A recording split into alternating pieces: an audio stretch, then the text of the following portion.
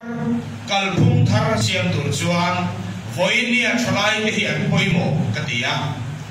ni zara san kwa du thoi dar li du tho an men thenga phone nen message nen phone ari all lova be se na sam ta kan ne ni chu be se na chu ati be dong tu kan niam ti ka la ba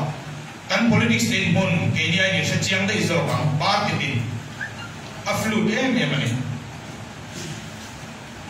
Chuti una chuan mi puin be se na nei ber chu he PM party hi dia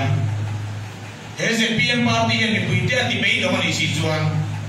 kan malak guna mi puin te rin na ma mam na ni to lo ba chu ba ngin hoinia ke ni rin na kan ro ta ma mam hian zora mi pui hoinia kan tu sei do mai kha phak te hian he party hi arin tla ka Keni katra adera min lo ti ve ni point keni point kan ring soba zoram siam thaturi kan troi tu te kan ring to kan ti kha min lo she thui tu rin ato bera chuan kalphung thar kan dia chuan building lian tak tak ro pui tak tak ta chau ka ke chau kan min tha lo ba voinia kum som sai som riat kan troi tu te jinga mi nge te pon dia Voini ai zol khopuya mi kum somria chunglam lem ka thei to silo ke akal thei lo te hian ke an kal phak le ka in kom lim na tur nei be voini a nat na sia wa in kanin kal bo thei lo chu di kun chu kan theng me kani